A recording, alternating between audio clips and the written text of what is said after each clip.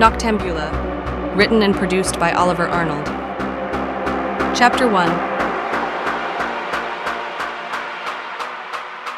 Emily sat as stiff as a corpse, her body shifting lifelessly with the motion of her car, her eyes staring unmovingly ahead.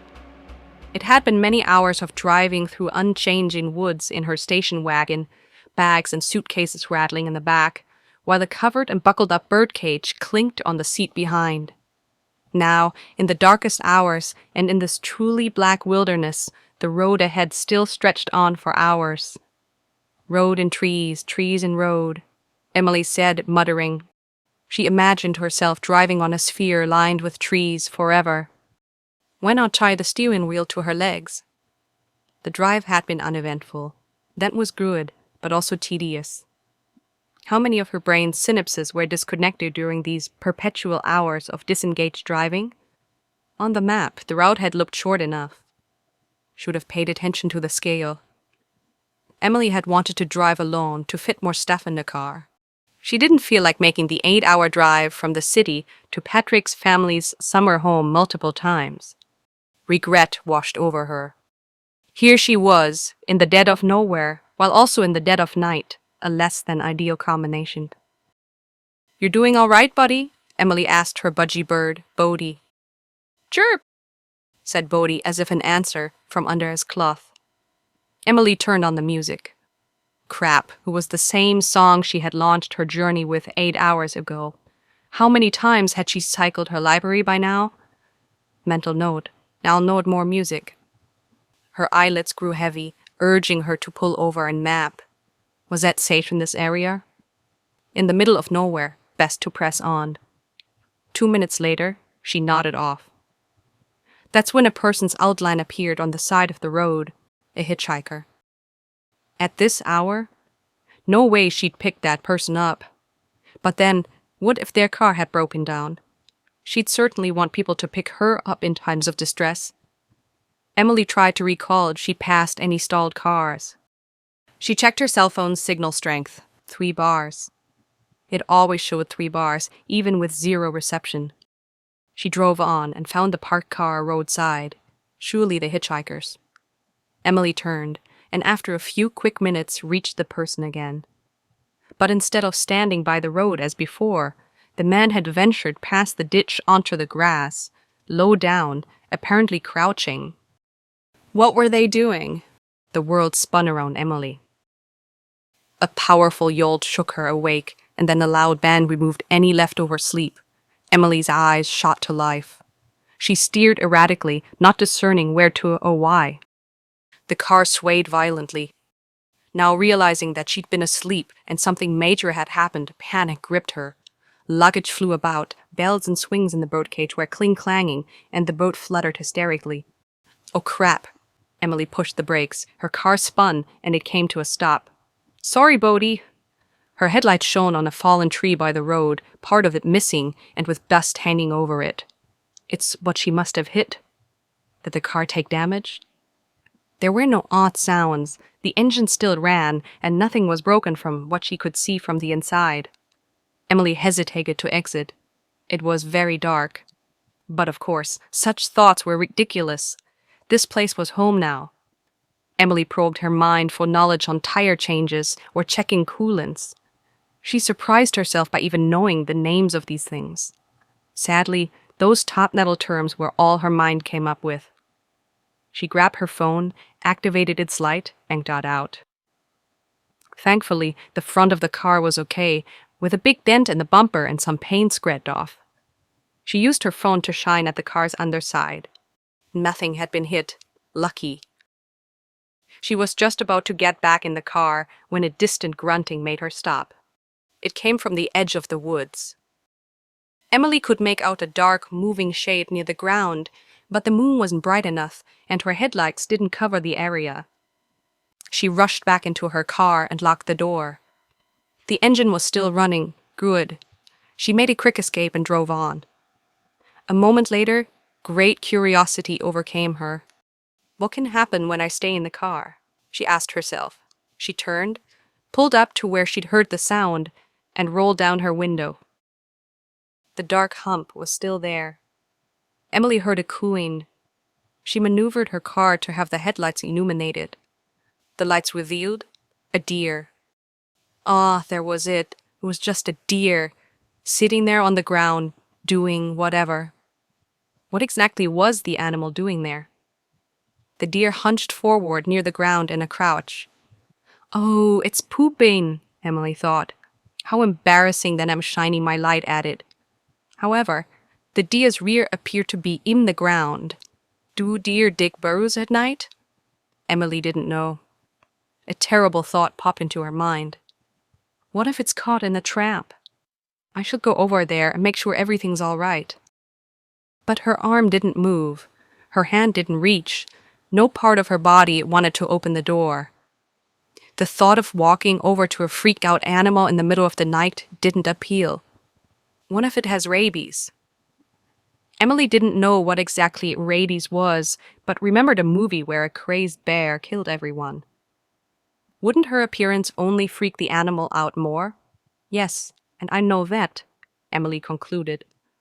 Also, she would have to walk through wet grass here. Nothing I can do. Oh, that's such a lie. She put the car in gear, turned, and drove off. I didn't even try, she said to Bodhi. Am I a bad person? 1 chirp for no, 2 for yes. Bodhi had no comment. I'll call the rangers first thing in the morning, Emily said resolutely. She pulled herself together, shook the cold out of her bones, took the last sip of energy drink, and soldiered on. The phone rang. It wasn't boyfriend Patrick. Emily picked up excitedly. Hi, you won't believe what I just saw. A deer. That's great, said Patrick through the phone. There's going to be a lot more of those. Where are you at? Emily checked her navy. 20 minutes out. Can't wait to get there. At bat. Well, let me know when you arrive, said Patrick. He will be the first to know, of course, said Emily. All right, I'm going to drive more. See you soon. Emily disconnected. She felt too tired to talk, but then instantly regretted hanging up. Back to the boredom. Call him back. Nah. Merely another 20 minutes. Her eyes burned and spasmed shut against her will. Just when she could not keep them open any longer, Emily arrived at an open metal gate. Behind it, an unlit sandy driveway stretched into a thinly wooded area.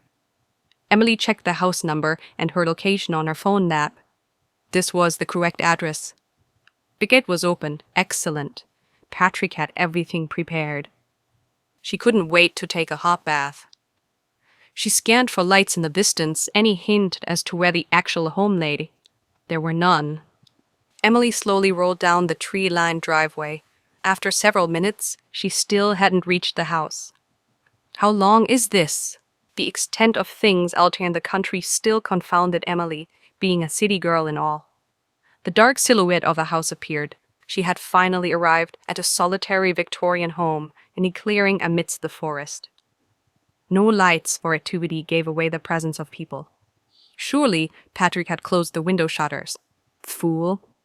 Yet, there were no landscape lights either, or any illumination outside. Emily called him. Hey, it's all dark. Am I at the right house? Pointy roof, 6 windows, round driveway, right? Yes, that's the one, said Patrick. You'll have to turn on the propane. The house can run on its battery only for a bit. What do you mean? Said Emily, unloading groceries and Bodhi. You'll want long-term power that comes from the propane, replied Patrick patiently. Emily shook her head, even though Patrick could not see her. Why hadn't you done it? Oh, I'm not at the house, said Patrick with an air of told you so. Emily nearly dropped Bodhi. What do you mean? Her voice grew angry. I thought you called me from the house. Patrick stayed calm. You didn't get my text? Emily checked her messages. Nothing. Nope. Sorry, I couldn't make it today. I had to work late. I'll be with you in a day or two. Emily loaded Bodhi back into her car. Her voice grew angry. I'm leaving. How can I stay in a strange abandoned house I've never been to? I don't even have the key. The key's outside, said Patrick calmly. It's outside? She lowered her voice. You mean accessible to all? It's hidden, said Patrick reassuringly. Under a rock near the door. Great, no one can find it there. Emily composed herself. What if the place is filled with drug addicts or squatters?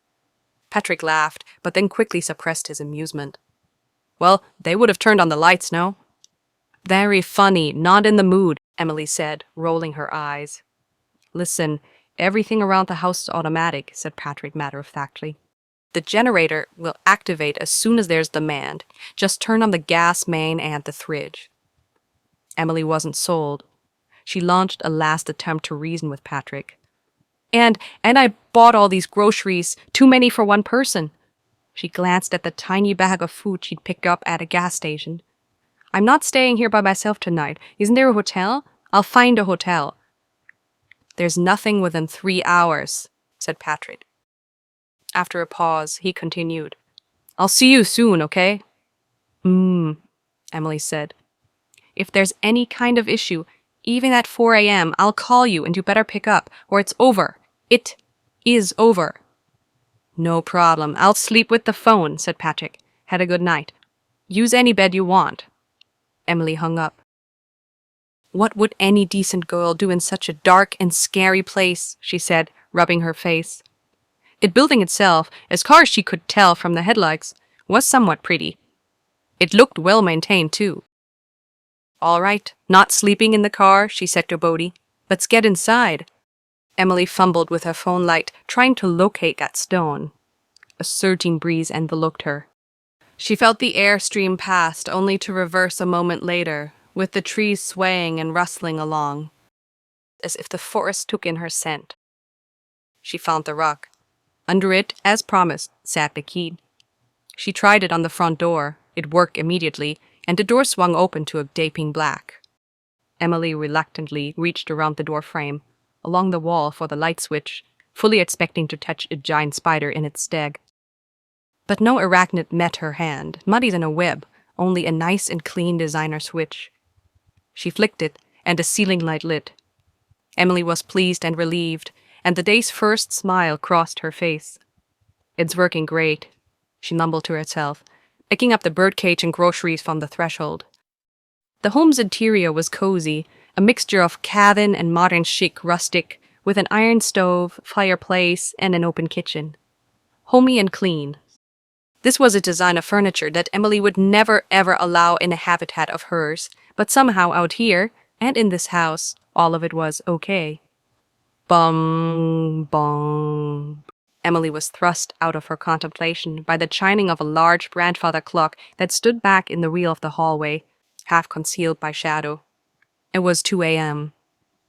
Emily made her way to the kitchen, turned on the fridge, and began to sort her groceries into it. The appliance emitted an awkward gargle, then a hiss, finally reaching a continuous buzz that sounded normal to Emily. She placed the birdcage on the table by the kitchen. I know, Bodhi, this feels dreadfully scary, but I swear it'll be beautiful once the sun is up tomorrow, Emily said without conviction. Remember, I showed you all the pretty pictures? After opening all the drawers, she found scissors and cut food bags, distributing their contents across the cabinets. Finished with grocery chores, she took some time to take everything in. Emily went to the propane tank, turned its valve, and yawned. It was 2:30 in the morning. She strolled to the first bedroom she could find, lay down, and was out after a minute. You've heard the first chapter of Noctambula, written and produced by Oliver Arnold.